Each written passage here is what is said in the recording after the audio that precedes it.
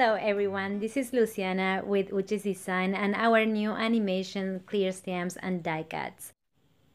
Today we're going to be showing you a project using our new animation die cut set DC101 animation card.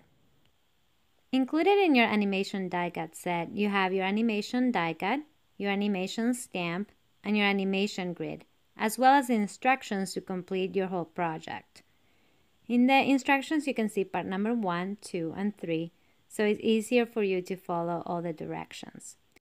Here we're starting with part number 1, and then with the main die cut, you want to select the part of your pattern paper that you want it to be in the front of your card. After you die cut, you follow the scoring line and you fold, and then with the help of a bone folder, you can just go over the scoring line. But it's already scored for you with the die cut. After that, I take my animation grid and I measure and then I cut it to size. This is a very important step because you gotta make sure that when you glue the grid, it's straight because it has to align with the lines of the animation stamp. So be very careful here. Put the glue on the arms and then make sure that when you glue it, the animation grid is straight. That's gonna make your animation run very smoothly when you open and close your card. Here you can see how part number 1 looks once it's ready. Now for part number 2, we're gonna use an 8.5 by 11 pattern paper, and we're gonna cut it in half and make an A2 card. So when it's closed, it's 4 1/4 by 5.5 inches. I'm using a bone folder to help crease the score line, and then I'm gonna flip it over because we're actually gonna be gluing one of the sides, so the inside of the pattern paper is gonna be showing when we open and close the card.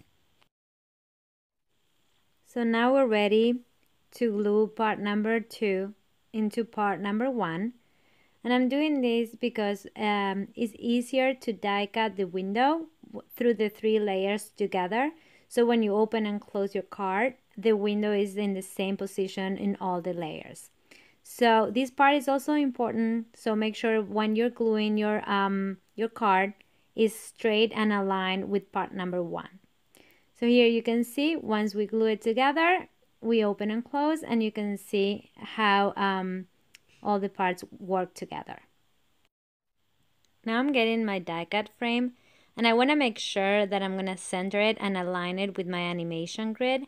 So I'm grabbing my pencil here just to make sure and to make marks. And then you want to put your die cut to the very edge of the grid and center between the arms.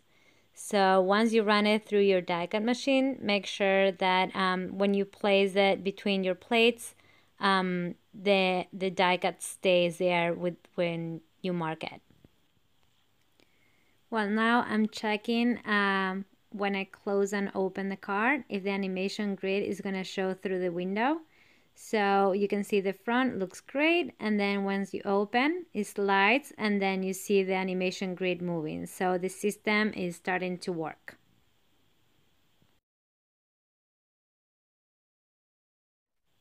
Now for part number 3, we got to do the back of the card. So we're going to use the main die cut again, just to cut and have the same size, and you have the score line that you need. So just choose a pattern paper or solid paper, whatever fits best with your project, and run it again through your die cut machine. So once you have the last piece, what you want to do is just to cut those arms. It's easier for you to use the die cut because you have the same dimensions for the front of the card, and you know that it's going to match perfectly, and also you already had the scoring line where you need it. We're going to go ahead and then fold it on that score line. When you glue it, make sure that you glue it straight. It's very important to have all the parts aligned, so when you open and close, it would run smoothly. So here I'm going to put some glue, And again, I'm going to make sure that when I glue it, it's aligned. And then I'm gluing it to the edge of the A2 card. I made the instructions with part 1, 2, and 3 because that way it works best for me to have the different parts made first. You know, you have part 1, you have part 2 and 3, and then you follow the instructions on how to assemble. And then at the end, it's a very easy way to do your animation card and make a fun project to see your stamp come to life. Here I'm testing how the animation grid moves and slides as I open and close the card. Now we're ready to do the frames. You can choose another pattern paper that coordinates with your project. So we're gonna grab both frames and we're gonna go ahead and cut them together. I'm gonna put the 3 layers of paper together so the 3 frames are the same when I place my die cuts on the die cut machine. And I have to run it once through my die cut machine. So here I'm aligning the 2 die cuts to make the frame, making sure that they're straight. So once I have all 3 frames, I'm gonna go ahead and just glue them on my project,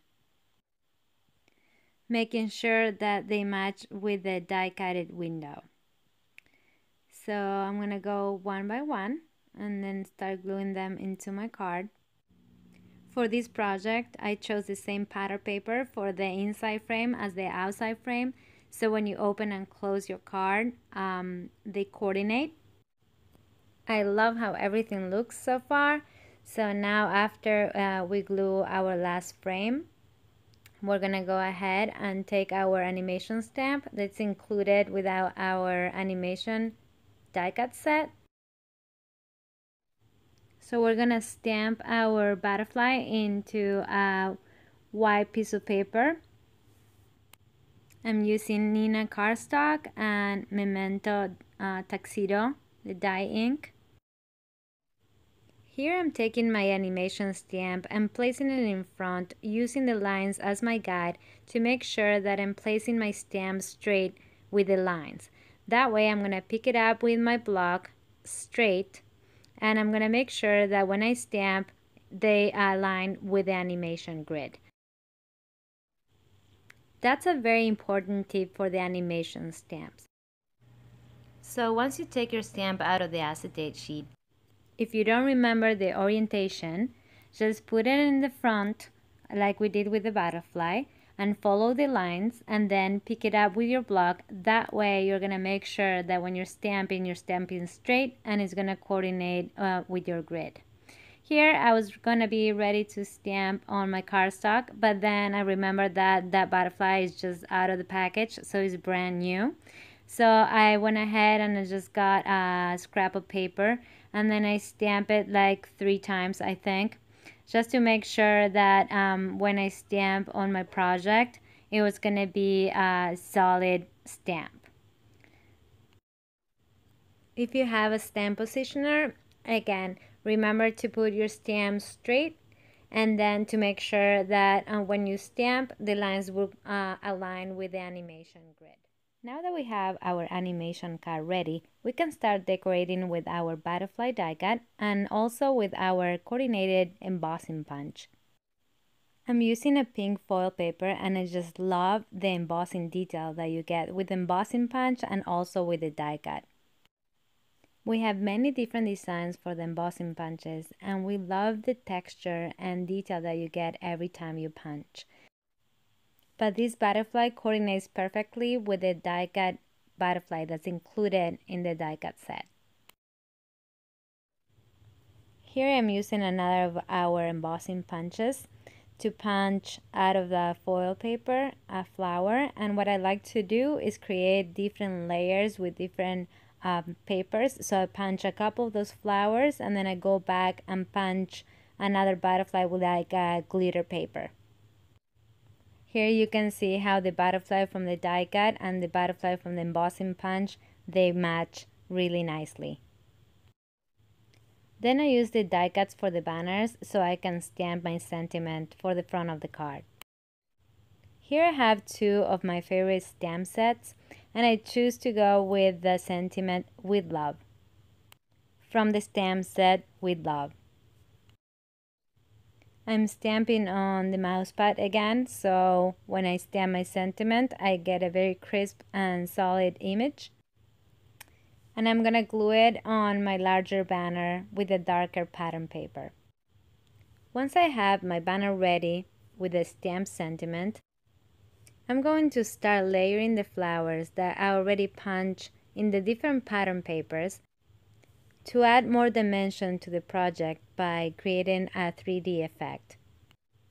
I love how the foil paper adds that really shiny texture, and I just really love how it goes well with the project. Once I have the flower ready, I like to bring the petals upwards to create more dimension. And then I add a little bit of embellishment.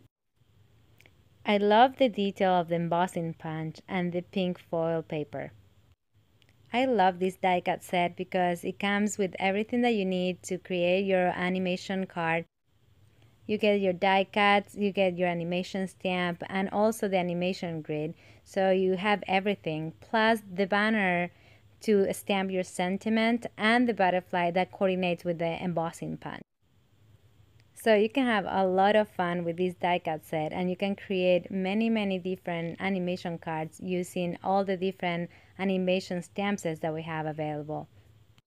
Here you can see how I layered 2 of the die cutted butterflies to create more dimension and like a 3D effect. And then I finished my card using the rest of the die cutted butterflies. So I hope you enjoy and like this fun animation project. It is so much fun to see your stamps come to life and see them move in your projects. Please make sure to subscribe to our channel, Animation Stamps by Uchis Design. We're going to be posting new videos for each of the animation die cuts and animation stamp sets. Thank you so much for watching.